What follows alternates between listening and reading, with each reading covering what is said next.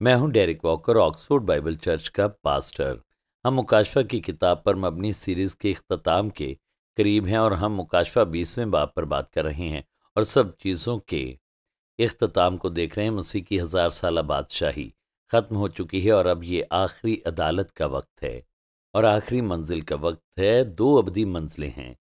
एक नया यरूशलेम है जो कि आसमान पर है, जिस पर हम अगली बार गौर करेंगे, और ये रास्तबाजों की मंजिल है, मगर इसके साथ आग की झील भी है जो कि शैतान और उसके फरिश्तों की अबदी मंजिल है, या उनकी जिन्होंने उसकी पैरवी का इंतखाब किया, यानी नारास्त लोग।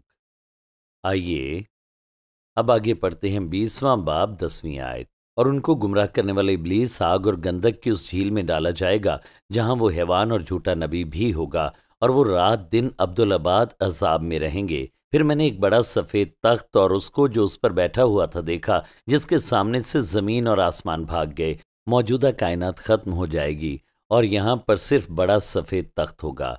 ईमानदार आसमान पर नए यरूशलेम में होंगे। और फिर यहाँ पर यूं लिखा है, जिसके सामने से ज़मीन और आसमान भाग गए और उन्हें कहीं जगह न मिली, यानी वो गायब हो गए। और फिर जो बचते हैं वो गैर ईमानदार हैं, जिन्हें मुर्दा कहा गया। फिर मैंने छोटे बड़े सब मुर्दों को उस तख्त के सामने खड़े हुए देखा। वो जिंदा किए गए होंगे मगर मुर्दा कहलाएंगे, क्योंकि वो रूहानी तौर पर मुर्दा होंगे। लिखा है, और किताबें खोली गईं। ये उनकी जिंदगी की किताबें हैं जो अदालत के लिए खोली जाएंगी। फिर एक और किताब खोली गई, यानी किताब हयात, और जिस तरह उन किताबों में लिखा हुआ था उनके अमाल के मुताबिक मुर्दों का इंसाफ किया गया, हालांकि वो पहले ही मुजरिम करार पा चुके होंगे। फिर उनके अमाल के मुताबिक उनकी अदालत होगी, जो उनकी किताबों में लिखे होंगे कि उन्होंने कैसे खुदा को रद्द किया, और इसी से उनकी हतमी सज़ा और हतमी मंजिल का तयन होगा, और उन्हें आग की झील में डाला जाएगा। फिर लिखा है, और समुंदर ने अपने अंदर के मुर्दों को दे दिया, और मौत और आलमेरवा ने अपने अंदर के मुर्दों को दे दिया। तो उनके मुर्दा जिस्म जहां भी होंगे वो छुप नहीं सकते। उन्हें बड़े सफ़ेद तख्त के सामने खड़े होना होगा। उनकी जानें आलम अरवा से ली जाएंगी और उनके बदनों और जानों को फिर इकट्ठा किया जाएगा। मौत उनके बदनों को दे देगी और आलम अरवा से उनकी जानें ले ली जाएंगी और उनको इकट्ठा किया जाएगा, और वो बड़े सफ़ेद तख्त के सामने खड़े होंगे और उनके अमाल के मुताबिक मुर्दों का इंसाफ किया गया। फिर मौत और आलम अरवा आग की झील में डाले गए। ये आग की झील दूसरी मौत है, यानी खुदा से अबदी जुदाई। और जिस किसी का नाम किताब हयात में लिखा हुआ ना मिला, वो आग की झील में डाला गया। तो अगर आपका नाम बरे की किताब हयात में नहीं लिखा, आपने मसीह को कबूल नहीं किया अपनी ज़िंदगी के इख्तिताम तक, तो आपका नाम किताब हयात से मिटा दिया गया है। आप खुदा के फैमिली एल्बम में नहीं। और यहाँ लिखा है, और जिसका नाम किताब हयात में लिखा हुआ ना मिला, वो आग की झील में डाला गया। आग की झील गुमराह होने वालों के लिए हतमी हालत और अबदी मंजिल है। ये दूसरी मौत कहलाती है, खुदा की भलाई से अबदी जुदाई, यानी खुदा की जिंदगी और खुदा की हजूरी से। हालांकि ईमानदार एक ही बार मरते हैं, गैर ईमानदार जिंदा किए जाएंगे और फिर अबदी मौत के हवाले किए जाएंगे, और ये अबदी सज़ा की जगह है। और फिर आप देखें, मत्ती 24वें बाब में यही अल्फाज इस्तेमाल हुए हैं। ये शरीरों की अबदी सज़ा के लिए इस्तेमाल होते हैं और ऐसे ही ईमानदारों की हमेशा की ज़िंदगी के लिए। यस्सु ने अक्सर आग की झील से खबरदार किया और इसके लिए इब्रानी लफ्ज़ गहेना इस्तेमाल किया, जो कि इब्रानी लफ्ज़ हिनोम की वादी से आया है, जो कि यरूशलेम का एक इंतहाई बुरा इलाका था जहाँ पर गंदगी के ढेर थे और वहाँ मुसलसल आग जलती थी और वहाँ पर चीज़ें जलती थीं। जब हम इंग्लिश में लफ्ज़ हेल इस्तेमाल करते हैं तो ये उलझा देता है, क्योंकि अक्सर लोग दोज़ख के बारे में सोचते हैं कि ये आग की झील है, मगर किंग जेम्स वर्जन में आलम अरवाह के लिए भी जहन्नुम का लफ्ज़ इस्तेमाल हुआ है। ये वो जगह है जहाँ गैर ईमानदार रूहें मौत के बाद जाती हैं और आलम अरवाह नारास्त रूहों की सज़ा की जगह है, मगर ये एक आर्जी जगह है।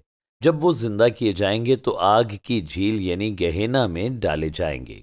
यही असल में जहन्नुम है। अब कह सकते हैं कि हतमी जहन्नुम आग की झील, जहां पर जिस्म और जान पूरा शख्स सजा पाएगा।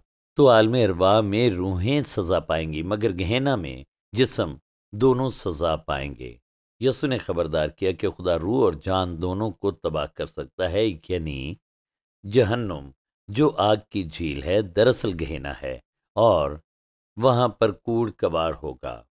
تو اس تناظر میں یہ خدا کی طرف سے کوڑ کباڑ کی جگہ ہے، وہ جنہوں نے خود کو نیا کرنے سے انکار کر دیا کیونکہ ہم گرائے گئے تھے، ہم نے غلطی کی تھی اور پھر خدا نے ہمیں نیا بنایا، ہمیں پھر سے راست باز بنایا۔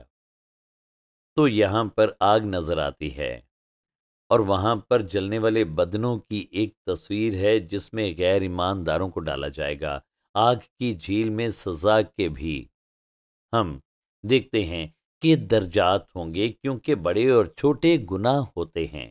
یسوع نے کہا کہ یہودا کا گناہ پلاطوس کے گناہ سے زیادہ خطرناک تھا، اور اب جہنم میں درد اور سزا کے مختلف درجات ہیں، جس کا انحصار اس پر ہوگا کہ کسی شخص نے کس حد تک خدا کو رد کیا۔ وہ جو مسیح کو رد کرتے ہیں، جنہوں نے زیادہ روشنی پائی اور جو اس سے متعلق زیادہ جانتے ہیں، جن کے پاس اس کا جواب دینے کا موقع تھا، ان کے لیے سزا شدید ہوگی، کیونکہ ان کا رد کرنا بھی بڑا تھا۔ عملی طور پر یہ کیسے کام کرتا ہے، اور یہ اس حقیقت سے دیکھا جا سکتا ہے کہ جہنم میں کسی گناہ کی اجازت نہیں ہوگی۔ آگ کی جھیل میں کوئی گناہ نہیں ہوگا، کیونکہ بائبل میں لکھا ہے کہ ہر گھٹنا مسیح کے آگے جھکے گا، ہر کوئی مسیح کی تابعداری میں آئے گا۔ لکھا ہے کہ ہر دشمن شکست خوردہ ہوگا، اور اس میں گناہ بھی شامل ہے، وہ بھی اس میں شامل ہے۔ تو ہر چیز کو خدا کی حکمرانی میں لایا جائے گا۔ مخلوقات میں اب بھی گناہ کی فطرت ہوگی، مگر وہ اپنے گناہ کو عمل میں نہیں لا پائیں گے، تو ہر کسی کو ضروری حد تک درد کا سامنا ہوگا تاکہ ان کی باغی گناہ آلود فطرت کو روکا جا سکے، اور اسی سے سزا کے درجات کا تعین ہوگا، حتیٰ کہ شیطان کو بھی گھٹنے ٹیکنے پر مجبور کیا جائے گا۔ تو اسے گناہ سے روکنے کے لیے بہت سخت سزا دی جائے گی۔ تو جو لوگ سوچتے ہیں کہ وہاں پر جشن ہوگا اور وہ جو چاہیں گے کریں گے، نہیں، انہیں شدید درد کا سامنا کرنا پڑے گا۔ اسی لیے یسوع نے جہنم کی جگہ کو نمکین کرنے کی جگہ بھی کہا ہے، کیونکہ نمک آلودگی کو روکتا ہے۔ آج کے دور میں ہمارے پاس ڈیپ فریزرز ہیں، مگر پہلے گوشت کو خراب ہونے سے روکنے کے لیے نمک استعمال ہوتا تھا، اور ہم دیکھتے ہیں کہ یسوع نے کسی بھی اور چیز سے بڑھ کر آگ کی جھیل میں روح اور جسم کی سزا کے بارے میں خبردار کیا۔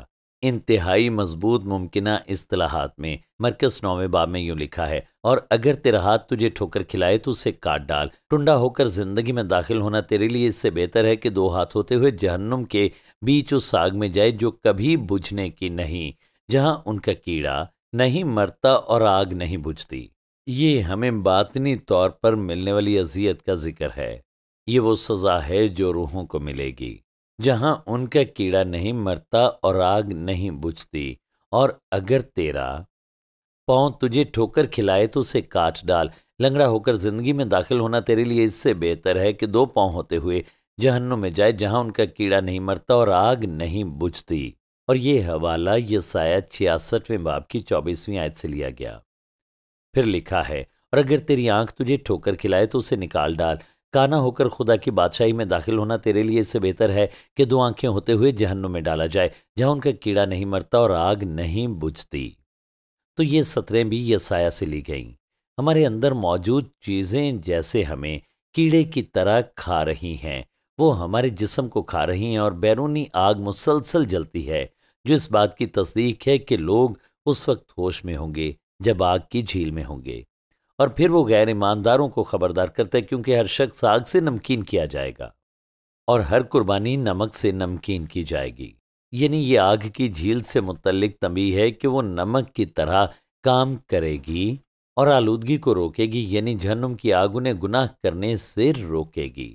یہاں پر لکھا ہے نمک اچھا ہے، لیکن اگر نمک کی نمکینی جاتی رہے تو اس کو کس چیز سے مزیدار کرو گے؟ اپنے میں نمک رکھو اور ایک دوسرے کے ساتھ میل ملاپ رکھو۔ یعنی خدا کسی نہ کسی طرح سے گناہ کو روکے گا، یا تو آپ اس کا نمک یعنی اس کے مستقل فضل کو حاصل کریں، ورنہ آپ کو آگ سے نمکین کیا جائے گا۔ جہنم کی آگ سے کچھ بھی ہو، وہ آپ کو گناہ کرنے سے روکے گا۔ تو آپ اپنے اندر نمک رکھیں اور خدا کے فضل سے بچائے جائیں، یا بیرونی طور پر آپ اس آگ سے نمکین کیے جائیں گے۔ تو اپنے اندر خدا کے فضل کو پائیں تاکہ گناہ سے رکیں، ورنہ آپ کو آگ میں ڈالا جائے گا۔ نمک خدا کا کلام، خدا کا فضل ہے۔ اپنے اندر نمک رکھیں۔ آپ کے اندر موجود خدا کی زندگی گناہ پر غالب آتی ہے۔ اور پھر یہاں لکھا ہے، پھر ہم دوسروں کے لیے نمکین ہوں گے تاکہ دوسروں کو بچا سکیں۔ تو وہ ایمانداروں سے کہتا ہے خدا کی محبت اور فضل میں چلیں اور ایک دوسرے سے میل ملاپ رکھیں اور اچھے گواہ بنیں۔ تو دیکھیں، سدوم اس کی ایک مثال ہے کہ کس طرح خدا دنیا کی عدالت آگ اور نمک سے کرتا ہے، جس نے شہروں کو جلا دیا اور اس کے ساتھ اس نے پورے علاقے کو نمکین کیا۔ جیسا کہ ہم دیکھتے ہیں کہ لوط کی بیوی نمک کے ستون میں بدل گئی اور وہ اس نمک میں چھپ گئی، یعنی نمک گناہ سے روکتا ہے، تو ہر کوئی آگ سے نمکین کیا جائے گا، شریروں کو نمکین کیا جائے گا، جیسے لوط کی بیوی کو کیا گیا، اور وہ سدوم کی آگ اور گندک کا سامنا کریں گے۔ خدا کے فضل کو قبول کریں تاکہ خدا سے آزادی سے محبت کر سکیں، بجائے اس کے کہ آپ کو مجبور کیا جائے۔ آزادی سے خدا کی تابع داری میں آئیں، بجائے اس کے کہ آخری وقت آپ کو گھٹنے ٹیکنے پر مجبور کیا جائے۔ جہنم میں خدا تمام گناہ کو روکے گا، لکھا ہے تاکہ یسوع کے نام پر ہر ایک گھٹنا ٹکے، خواہ آسمانیوں کا ہو خواہ زمینیوں کا، خواہ ان کا جو زمین کے نیچے ہیں، اور خدا باپ کے جلال کے لیے ہر زبان اقرار کرے کہ یسوع مسیح خداوند ہے، حتیٰ کہ شیطان بھی تابع داری پر مجبور ہوگا۔ خدا اپنی کائنات میں بغاوت کی اجازت نہیں دے گا۔ خدا اب بھی ہمیں درد دینے کے وسیلے تابعداری پر مجبور کر سکتا ہے، مگر وہ ہمیں اس طرح نہیں روکنا چاہتا۔ وہ چاہتا ہے کہ ہم صحیح کا انتخاب کریں اور اپنے اندر اس کی محبت اور فضل کو پائیں، اس کے لیے جئیں، مگر آگ کی جھیل میں ان کے پاس کوئی انتخاب نہیں ہوگا۔ انہیں درد دیا جائے گا تاکہ گناہ سے روکا جائے۔ اس لیے جہنم میں اذیت کے مختلف درجات ہوں گے۔ جتنا زیادہ کوئی گناہ گار ہوگا، جتنا زیادہ اس نے خدا کو رد کیا ہوگا، اتنا ہی زیادہ اسے درد ملے گا، جو اسے گناہ سے روکنے کے لیے ضروری ہوگا۔ مجھے امید ہے کہ میں آپ کو جہنم کی سوچ سے ڈرا رہا ہوں۔ آپ کو جہنم کی بجائے آسمان پر ہونا چاہیے۔ ہاں، یہ باتیں مشکل ہیں، مگر آخرکار خدا مکمل طور پر عادل اور وفادار ثابت ہوگا۔ اس لمحے آگ کی جھیل موجود ہے، مگر جنہیں آگ کی جھیل میں ڈالا جائے گا ان میں شیطان اور اس کے فرشتے ہوں گے، مخالف مسیح ہوگا، جھوٹے نبی ہوں گے، اعمال کی کتاب کے مطابق یہودا ہوگا، اور تمام غیر نجات یافتہ لوگ وہاں پر موجود ہوں گے۔ لکھا ہے، اور جس کسی کا نام کتاب حیات میں لکھا ہوا نہ ملا، وہ آگ کی جھیل میں ڈالا گیا۔ تو یہ انتہائی ضروری ہے کہ آپ مسیح کو قبول کریں، خداوند اور نجات دہندہ، کیونکہ خدا نے دنیا سے ایسی محبت رکھی کہ اس نے اپنا اکلوتا بیٹا بخش دیا تاکہ جو کوئی اس پر ایمان لائے ہلاک نہ ہو بلکہ ہمیشہ کی زندگی پائے۔ اور پھر لکھا ہے، جو بیٹے پر ایمان لاتا ہے ہمیشہ کی زندگی اس کی ہے، لیکن جو بیٹے کی نہیں مانتا زندگی کو نہ دیکھے گا بلکہ اس پر خدا کا غضب رہتا ہے۔ یقینی بنائیں کہ آپ یسوع کو اپنا خداوند اور نجات دہندہ قبول کریں۔ جب ہم ان باتوں پر غور کرتے ہیں تو یہ باتیں انتہائی اہم ہیں۔ ہمیں لوگوں کے سامنے اچھی گواہی دینی ہے تاکہ انہیں اس ابدی سزا کا سامنا نہ کرنا پڑے۔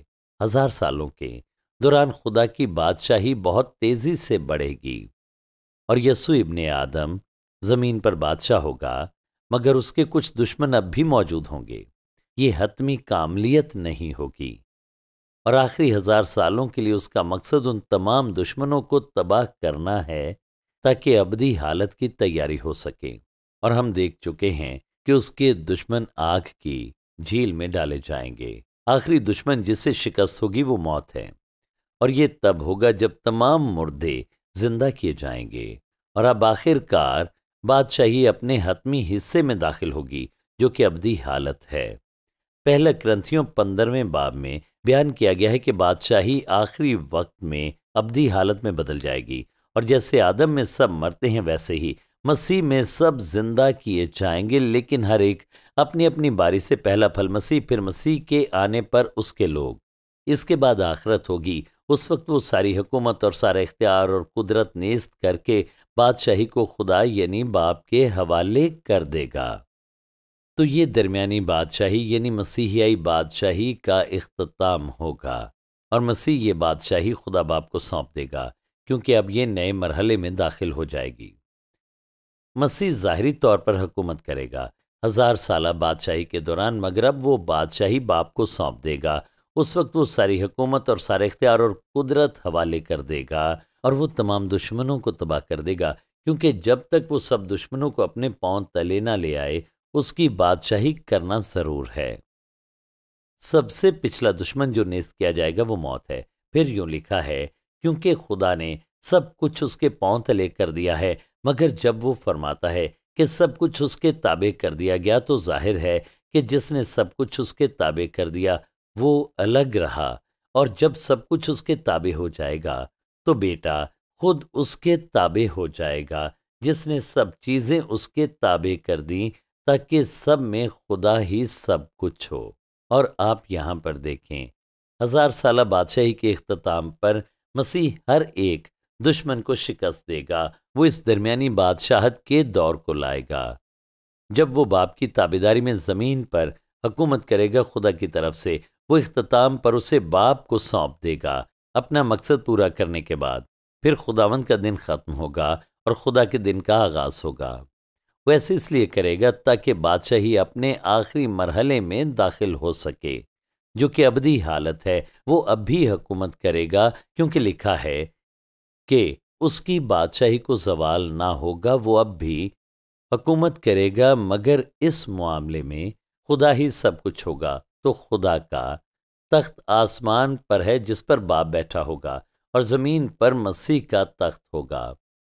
تو اب یہ دونوں ایک ہو جائیں گے، ان میں علیحدگی ختم ہو جائے گی، اور اب دونوں ایک ہی تخت سے حکومت کریں گے، اور یہ نئی کائنات میں ہی ممکن ہے، کیونکہ ہم دیکھیں گے کہ نیا یروشلم جہاں پر خدا کا تخت ہوگا آسمان سے زمین پر اترے گا، اور خدا ہمیشہ کے لیے آدمیوں کے درمیان حکومت کرے گا۔ اور ہم یہ مکاشفہ 22ویں باب میں پڑھتے ہیں کہ ابدی حالت میں خدا اور برے کا تخت اکٹھا ہوگا۔ تو اس سے اختیار کا یہ نظام تبدیل ہو جائے گا، اور پھر خدا باپ اور خدا بیٹا دونوں اکٹھے حکومت کریں گے۔ آسمان اور زمین ایک ہو جائیں گے۔ اب زمین اور آسمان پر الگ الگ تخت نہیں ہوں گے جیسے مسیحی بادشاہی میں تھا، بلکہ مسیح اپنا زمینی تخت باپ کو سونپ دے گا تاکہ وہ باپ کے ساتھ ہی ایک تخت پر بیٹھے اور ہمیشہ کے لیے سب چیزوں پر اکٹھے حکومت کریں گے۔ یعنی بیٹا باپ کے ساتھ تخت پر بیٹھے گا، اور یہ کامل ابدی حالت ہوگی۔ جو بادشاہی ایک وقت کے لیے وجود رکھتی تھی وہ ابدی بادشاہی میں شامل ہو جائے گی۔ تو اب ہم ابدی حالت میں داخل ہوتے ہیں۔ خدا کا دن جو مکاشفہ 21ویں اور 22ویں باب میں بیان ہوا ہے، اور اس موجودہ کائنات میں اس موجودہ وقت کا مقصد یہ ہے کہ گناہ کے معاملے کو اور خالق کے خلاف بغاوت کو ظاہر کیا جائے اور ہمیشہ کے لیے اس سے نمٹا جائے، دشمنوں کے ساتھ ہمیشہ کے لیے نمٹا جائے۔ تو ابدی حالت میں یہ کام مکمل ہوگا، جہاں پر راست بازی ہمیشہ کے لیے سکونت کرتی ہوگی۔ اور پھر آپ دیکھیں کہ یہ خدا کے حتمی مقصد کی تکمیل ہے۔ خدا اور انسان ہمیشہ کے لیے اکٹھے ہو جائیں گے، دلہا اور اس کی دلہن۔ پرانے عہد نامے کے نبی سنہرے دور یعنی مسیح کی بادشاہی سے آگے کچھ نہیں دیکھ پائے۔ انہوں نے مسیح کی بادشاہی کو دیکھا، مگر وہ اس کے پار ابدیت کو نہیں دیکھ پائے تھے۔ تاہم یسایہ نے ایسا کیا، کیونکہ یسایہ نے 2 بار کہا، کیونکہ دیکھو میں نئے آسمان اور نئی زمین کو پیدا کرتا ہوں، اور پہلی چیزوں کا پھر ذکر نہ ہوگا۔ اور پھر وہ کہتے ہیں، اور خداوند فرماتے ہیں، جس طرح نیا آسمان اور نئی زمین جو میں بناؤں گا میرے حضور قائم رہیں گے، اسی طرح تمہاری نسل اور تمہارا نام باقی رہے گا۔ یعنی یسایہ نے ابدی حالت کی کچھ چھوٹی جھلکیاں دیکھیں، مگر ہماری معلومات کا مرکزی ذریعہ مکاشفہ کی کتاب کے آخری 2 ابواب ہیں۔ تو آئیے مکاشفہ 21واں باب دیکھیں۔ لکھا ہے، پھر میں نے ایک نیا آسمان اور نئی زمین کو دیکھا، کیونکہ پہلا آسمان اور پہلی زمین جاتی رہی تھی، اور سمندر بھی نہ رہا۔ تب نہ پانی رہا، نہ جھیلیں، اور نہ ہی بڑے سمندر۔ سمندر عدالت کی علامت ہے، اور اس کے نتیجے میں کوئی سیلاب نہیں ہوگا، اور ہمیں نمکین سمندروں کی ضرورت ہے تاکہ زمین کی آلودگی کو ختم کیا جا سکے۔ اور ہم کہہ سکتے ہیں کہ خدا انہیں سیارے پر گناہ کی وجہ سے رکھتا ہے، مگر اس کے بعد ان کی ضرورت نہ ہوگی اس ابدی حالت میں۔ نئے آسمان اور زمین سے متعلق پطرس کے دوسرے خط میں بھی لکھا ہے، اور خدا کے اس دن کے آنے کا کیسا کچھ منتظر اور مشتاق رہنا چاہیے جس کے باعث آسمان آگ سے پگھل جائیں گے اور ہم نئے آسمان اور نئی زمین کا انتظار کرتے ہیں جن میں راست بازی بسی رہے گی۔ یہ ہماری ابدی حالت ہے۔ اور پھر مکاشفہ 21ویں باب میں لکھا ہے، پھر میں نے شہر مقدس نئے یروشلم کو آسمان پر سے خدا کے پاس سے اترتے دیکھا، اور وہ اس دلہن کی مانند آراستہ تھا جس نے اپنے شوہر کے لیے شنگار کیا ہو۔ تو ہم دیکھتے ہیں کہ نیا یروشلم جو پہلے سے موجود ہے تیسرے آسمان پر نئی زمین پر نیچے اترے گا، تو اب آسمان اور زمین ایک ہو جائیں گے اور ہم اس نئے یروشلم میں سکونت کریں گے ہمیشہ ہمیشہ کے لیے۔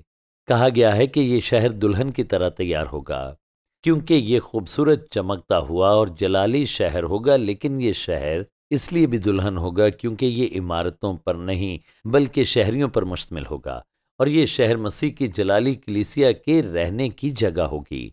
وہ اپنے شوہر مسیح کے لیے شنگار کرتی ہے جو ہمیشہ اس کے ساتھ رہے گا اس شہر کے اندر۔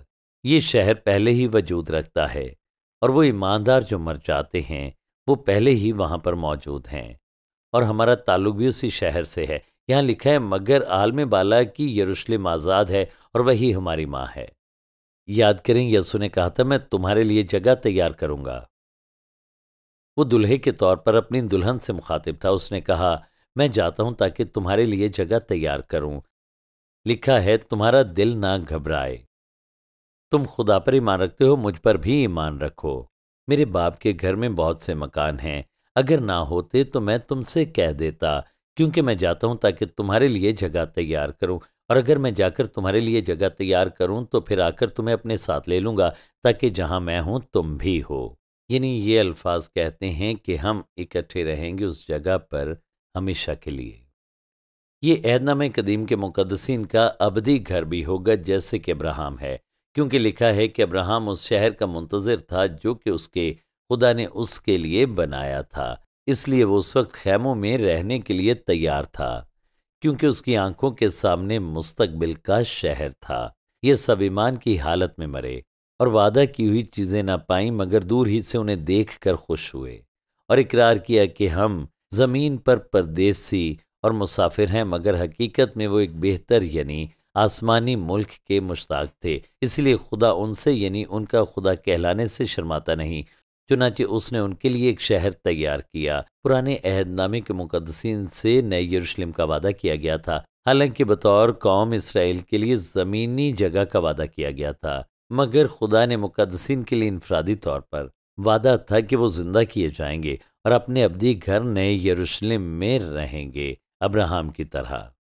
عبرانیوں 12ویں باب میں تمام مخلصی پانے والوں کے لیے اس شہر کو اپنے گھر کے طور پر بیان کیا گیا۔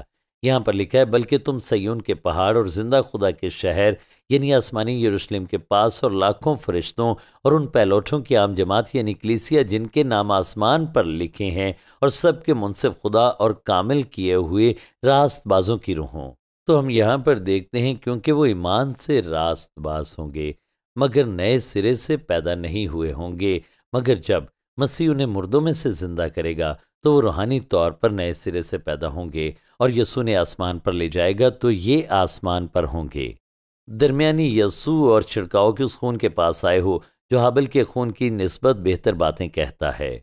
تو نیا یروشلم تمام مقدسین کے لیے نیا گھر ہے، زندہ کیے گئے مقدسین کے لیے، حتیٰ کہ 1000 سالہ بادشاہی کے آغاز پر ہم شخصی طور پر ابدی حالت میں داخل ہو جائیں گے۔ ہم نئے زندہ ہونے والے بدن پائیں گے اور ہمارا گھر نیا یروشلم ہوگا، یعنی ہم پہلے ہی ابدی حالت میں ہوں گے، اور پھر 1000 سالہ بادشاہی کے بعد تمام لوگ ابدی حالت میں داخل ہوں گے۔ پھر میں نے تخت میں سے کسی کو بلند آواز سے یہ کہتے سنا کہ دیکھ خدا کا خیمہ آدمیوں کے درمیان ہے اور وہ ان کے ساتھ سکونت کرے گا اور وہ اس کے لوگ ہوں گے اور خدا آپ ان کے ساتھ رہے گا اور ان کا خدا ہوگا اور وہ ان کی آنکھوں کے سب آنسو پوچھ دے گا۔ اس کے بعد نہ موت رہے گی اور نہ ماتم رہے گا، نہ آہ و نالہ، نہ درد، پہلی چیزیں جاتی رہیں۔ اور جو تخت پر بیٹھا ہوا تھا اس نے کہا دیکھ میں سب چیزوں کو نیا بنا دیتا ہوں۔ تو ابدیت میں ہم ہمیشہ کے لیے خدا کے ساتھ رفاقت رکھیں گے لعنت اور گناہ ختم ہو جائیں گے۔ لکھا ہے پھر اس نے کہا لکھ لے کیونکہ یہ باتیں سچ اور برحق ہیں۔ پھر اس نے مجھ سے کہا یہ باتیں پوری ہو گئیں، میں الفا اور اومیگا یعنی ابتدا اور انتہا ہوں، اب خدا کا منصوبہ تکمیل کو پہنچے گا۔ اور پھر مسیح کہتا ہے میں پیاسے کو آب حیات کے چشمے سے مفت پلاؤں گا۔ جو غالب آئے وہی ان چیزوں کا وارث ہوگا، اور میں اس کا خدا ہوں گا اور وہ میرا بیٹا ہوگا، جو کہ حتمی وعدہ ہے۔ اور یہ خدا کی طرف سے نجات کی پیشکش ہے کہ تمام لوگ آب حیات سے پئیں، آسمانی یروشلم میں ابدی زندگی حاصل کریں، ہمیشہ کے لیے خدا کے بیٹے ہوں۔ نجات کی یہ پیشکش سب کے لیے ہے، جو بھی چاہے وہ اس ابدی خوشی کا حصہ ہو سکتا ہے۔ اور اسے یوں بیان کیا گیا ہے، اس خوشخبری کے ساتھ ایک تنبیہ بھی ہے جو اگلی آیات میں بیان کی گئی ہے، مگر بزدلوں اور بے ایمانوں اور گھنونے لوگوں اور خونیوں اور حرام کاروں اور جادوگروں اور بت پرستوں اور سب جھوٹوں کا حصہ آگ اور گندک سے جلنے والی جھیل میں ہوگا۔ یہ دوسری موت ہے۔ اب انتخاب آپ کو کرنا ہے، کیونکہ مسیح کے بغیر ہم ان تمام چیزوں کا سامنا کریں گے، لیکن اگر ہم مسیح کو قبول کرتے ہیں تو وہ ہماری فطرت بدل دیتا ہے، ہم نئے سرے سے پیدا ہوتے ہیں، اس کے فرزند بنتے ہیں۔ ہم اپنے اعمال سے نہیں بچائے جاتے، مگر جو ایمان نہیں لاتے وہ یہ گناہ کرتے ہیں، یہ ان کی فطرت کا حصہ ہے۔ مگر جب ہم اس کو اپنا خداوند تسلیم کرتے ہیں، وہ ہمیں اندر سے بدلتا ہے اور ہم میں نئی فطرت ظاہر ہونا شروع ہوتی ہے ہماری بدلی ہوئی زندگیوں سے۔ اگلی بار ہم مکاشفہ 21ویں اور 22ویں باب کے ساتھ اس مطالعے کو ختم کریں گے، اور خدا نے ہمارے لیے بہترین چیزیں رکھی ہیں ساری ابدیت کے لیے۔ مکاشفہ کی کتاب پر میری سیریز جو ہے شروع سے لے کر آخر تک ہے، آیت با آیت اس کا احاطہ کیا گیا ہے۔ اس میں آدھے گھنٹے کے 29 پروگرام ہیں، اور ہماری آپ سے یہ درخواست ہے کہ آپ ان تمام پیغامات کو حاصل کریں۔ تو 7 DVDs میں یہ تمام پیغامات موجود ہیں، یعنی تمام 29 ایک ساتھ، اور آپ اسے 70 پاؤنڈ میں حاصل کر سکتے ہیں۔ اور ان DVDs میں موجود تمام تعلیمات کو آپ استعمال کر سکتے ہیں۔ آپ اسے خاندانی گروپس اور مختلف طریقوں سے استعمال کریں، تو آپ اس پوری سیریز کو ضرور حاصل کریں۔ Shekinah Bible Ministries were founded by Dr. Tahira Salim and Reverend Dr. Asher Salim on 27th October 1998. The foundation of organization was laid by Reverend Dr. Shahid Siraj Deen, who was called home by God on 14th Feb 1998. The organization commenced its working through Bible Institute and then by the grace of God developed following establishments: Shekinah Bible Church, Shekinah Sunday School, Shekinah Movie Society, Shekinah Messaging Services, Shekinah Bible Institute, Shekinah News, Shekinah Medical Camp, Shekinah EMAG,